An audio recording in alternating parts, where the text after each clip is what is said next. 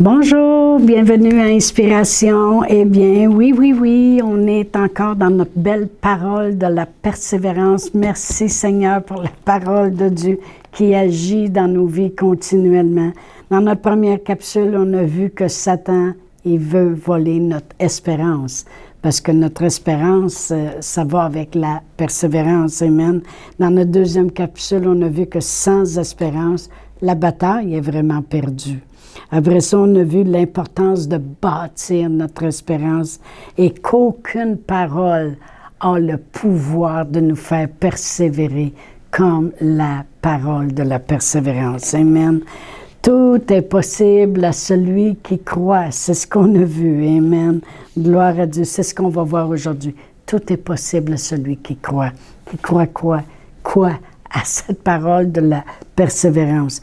Je vais avoir un texte, amen, dans Josué 2, et puis ça nous amène à vraiment voir que l'impossible devient possible quand on s'accroche à la parole de la persévérance.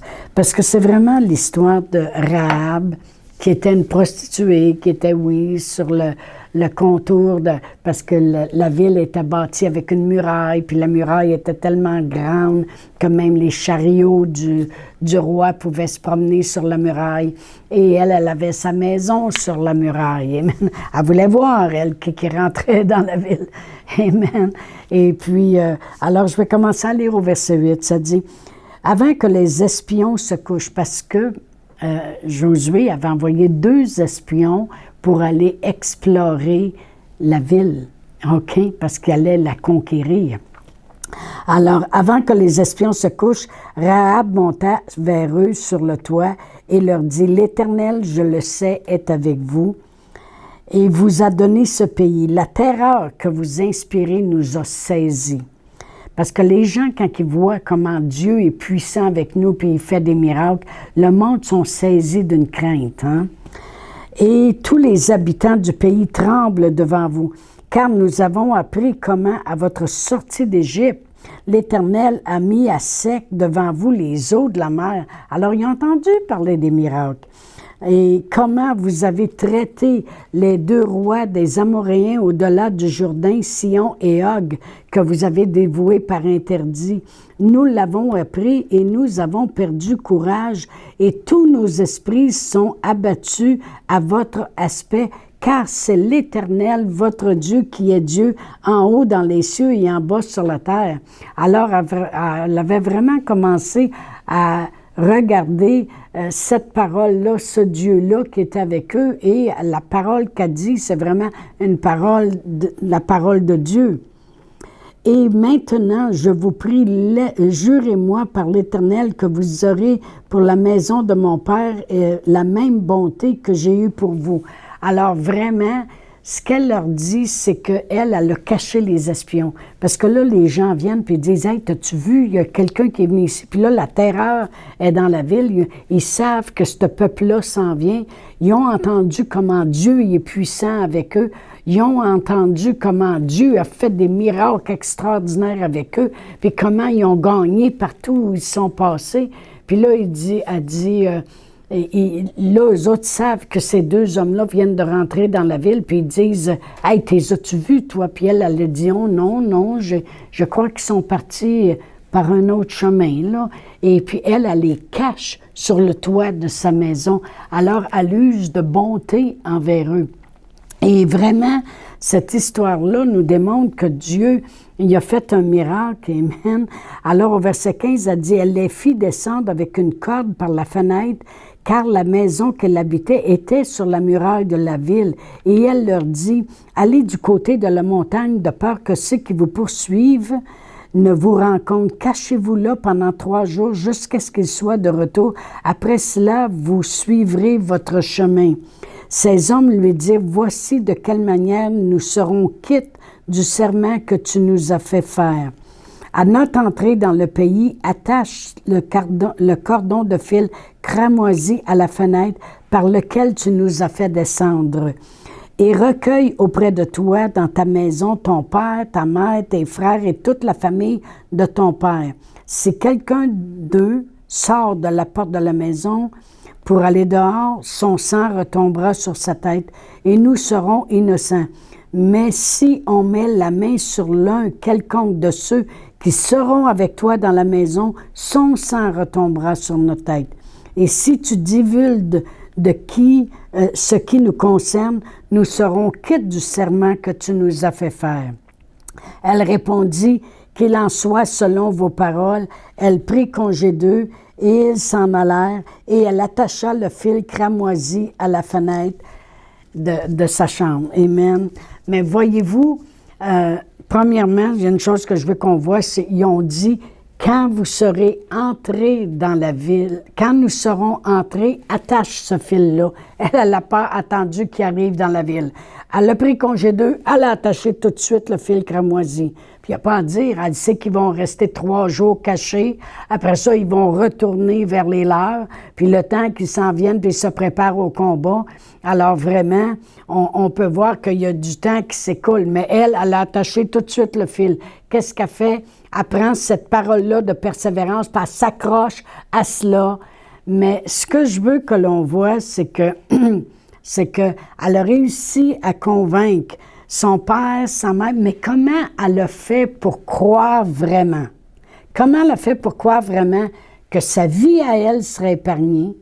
Son père, sa mère, ses frères, tous ceux qui rentreraient dans la maison seraient épargnés. Parce que vraiment, toute cette gang-là, ils font partie des gens que, normalement, ils seraient détruits avec la ville.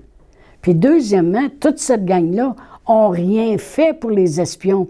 Puis vraiment, si eux-mêmes avaient su que les espions étaient là, peut-être qu'ils auraient tué les espions. Comment elle a fait pour croire qu'est-ce qu'ils lui ont dit de faire, d'attacher un fil, puis que de faire entrer dans sa maison ses proches, toute sa famille, puis qu'il serait épargné? C'est parce que vraiment, on va continuer dans Hébreux 11, 31, ça nous parle encore de Rahab, de cette histoire-là, puis ça dit, « C'est par la foi que Rahab, la prostituée, ne périt pas avec les rebelles, parce qu'elle avait reçu les espions avec bienveillance. » Voyez-vous, autrement dit, dans le livre de Hébreux, qui nous parle de cette histoire-là, nous dit que Rahab, elle n'a pas péri parce qu'elle avait reçu les espions avec bienveillance. Autrement dit, parce qu'elle avait fait quelque chose de bien. Parce qu'elle a fait quelque chose de bien, elle a réussi à, elle, pas être détruite, son père, sa mère, ses frères, ses sœurs, tout le monde qu'elle a fait rentrer dans la maison, qu'elle a réussi à convaincre à faire rentrer dans la maison, elle a été capable de croire qu'eux autres ne seraient pas détruits juste parce qu'elle avait fait quelque chose de bien. Est-ce que, on va dire, quand est-ce que vous êtes venu à la place que juste parce que vous avez rendu service à quelqu'un, vous avez fait quelque chose de bien, qu'il y a automatiquement, vous étiez parfait pour le gros miracle qui allait se passer dans votre vie? Vraiment, c'est plus que ça. C'est parce qu'elle s'est accrochée à la parole qu'il lui avait dite. Elle s'est accrochée à la parole de persévérance. Elle s'est accrochée à la parole qu'ils lui ont dit. OK, tu as montré de la bienveillance, on va te faire la même chose. Elle s'est accrochée à la parole de semer et récolter. Une parole de persévérance. Tu sèmes, tu vas récolter. Amen. Elle s'est accrochée à la parole qu'ils lui ont dit. Attache ce fil cramoisi. Fais ce pas de foi. Elle a fait un pas de foi. Elle a tout de suite attaché le fil cramoisi à sa fenêtre. Elle a cru. Elle a réussi à convaincre tout le monde. Ils vont venir, mais nous autres, on ne sera pas tués. Qui te dit qu'on ne sera pas tués? Je vous le dis. Qu'est-ce que tu les as fait? T'as couché avec eux autres? Non! Je les ai préservés. C'est des espions. Mais je les ai préservés, je les ai cachés. Je les ai dit d'aller retourner vers les leurs, de prendre un autre chemin, de se cacher pendant 3 jours. Et puis toi, tu penses là, qu'à cause de ça, là, nous autres aussi, on va être tout... Il a fallu qu'elle s'accroche à la parole de la persévérance. Parce qu'il devait y avoir de la négativité. Elle est la prostituée, là, elle n'est pas la plus aimée de la famille. Amen. Elle s'est accrochée à la parole de la persévérance. Quand on lit toute l'histoire, ils ont tous été avertis. Quand vous verrez cette maison-là avec le fil accroché à la fenêtre, touchez pas à personne de la maison. Puis après ça, tout ce groupe-là ont suivi le peuple d'Israël. Amen. Ils ont été sauvés. Ça vaut la peine de s'accrocher. Mais quand la parole de Dieu dit, parce qu'elle avait reçu les espions avec bienveillance, c'est plus que ça. Oui, elle les a reçus avec bienveillance. Elle a semé, elle a récolté parce que c'est ce que la parole de Dieu dit. Mais elle a été capable de prendre cette parole-là puis de persévérer là-dedans. Ils sont cachés pendant 3 jours, mais venez-vous-en dans la maison. Ils peuvent arriver n'importe quand. Ils peuvent arriver avec le groupe n'importe quand. Quand il y a un fil, là. Un fil. Oui! Elle s'est accrochée à la parole de la persévérance. Amen. Gloire à Dieu. Pourquoi je dis ça? Parce que la parole de Dieu dit imitez. Dans Hébreux 6:10, imitez, 10, 11, 12, là. Imitez ceux qui par la foi et la persévérance ont hérité des promesses. Amen. Gloire à Dieu. Amen. Noé, la parole de Dieu nous dit qu'il est venu à la réussite, puis il y avait vraiment cette crainte respectueuse de Dieu. Amen. Puis ça l'a pris 100 ans. 100 ans à bâtir l'arche. 100 ans à bâtir une arche. Il y avait 600 ans. Autrement dit, il y avait 530 ans plus que moi. Amen. Il y avait 600 ans quand il a bâti l'arche. C'est à quoi qu'il s'est accroché? À cette parole de persévérance. Je suis certaine que quand ça faisait 57 ans, 72 ans, 82 ans, 87 ans, 92 ans qu'il bâtissait l'arche, il a fait rire de lui. Il n'y avait jamais plu sur la terre. Comment peut-il arriver assez d'eau pour que ton petit bateau se mette à flotter puis que nous autres, ça nous dérange? Tu sais, non? Amen. La parole de la persévérance. Il a reçu. Amen, gloire à Dieu. Amen. Moïse, 40 ans dans le désert, il a eu une parole de Dieu. Il est parti avec son bâton, puis Dieu il a dit, va, puis va libérer le peuple. Wow, libérer le peuple. Et il est parti avec ce qu'il avait dans les mains. Amen. Abraham, qui avait 100 ans, comme je dis, il a eu la promesse. Joseph, 13 ans de temps en esclavage et en prison. Après ça, il y a eu 7 années d'abondance. Avant qu'il revoie sa famille, il s'est peut-être passé une autre année ou 2. Ça veut dire qu'au-dessus de 20 ans, ça l'a pris avant qu'il revoie les yeux de son père, avant qu'il revoie sa famille, avant qu'il revoie toute la plénitude de qu'est-ce qu'il avait vu en songe. Cette parole qu'il a eue en songe, qu'un jour ses frères plieraient le genou devant lui. Ça l'a pris une 20aine d'années, mais il s'est accroché à la parole de la persévérance. Amen. On va aller à Luc 2. Je veux juste qu'on voit que ceux qui ont attendu la venue de notre Seigneur Jésus-Christ, Siméon et Anne. Et je vais lire le verset 25 qui dit « Voici, il y avait à Jérusalem un homme appelé Siméon.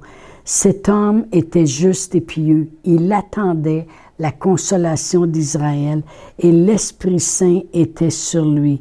Il avait été divinement averti par le Saint-Esprit qu'il ne mourrait point avant d'avoir vu le Christ du Seigneur.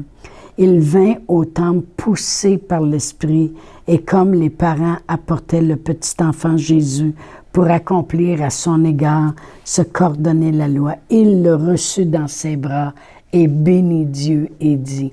Voyez-vous, il avait été averti qu'il ne mourrait pas tant qu'il n'aurait pas vu le Fils de Dieu.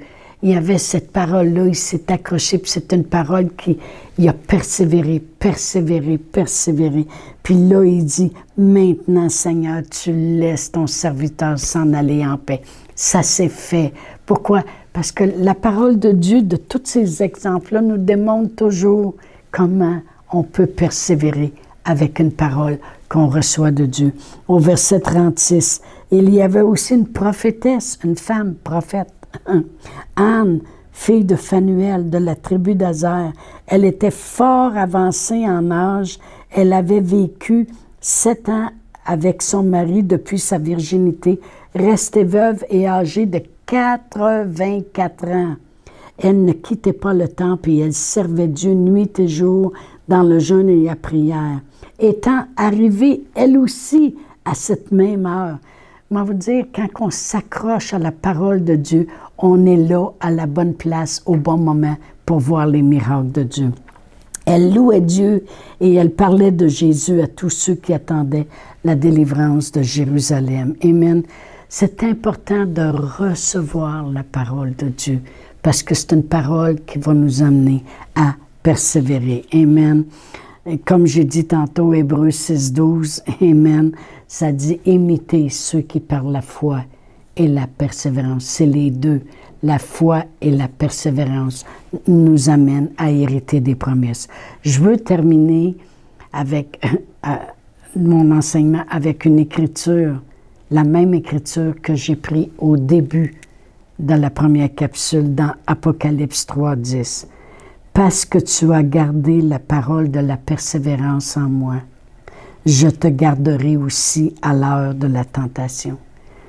Quand tu prends la parole de Dieu, qui est la parole qui t'amène à persévérer, puis tu la gardes, eh bien, Dieu dit, je te garderai moi aussi à l'heure de la tentation qui va venir sur le monde entier.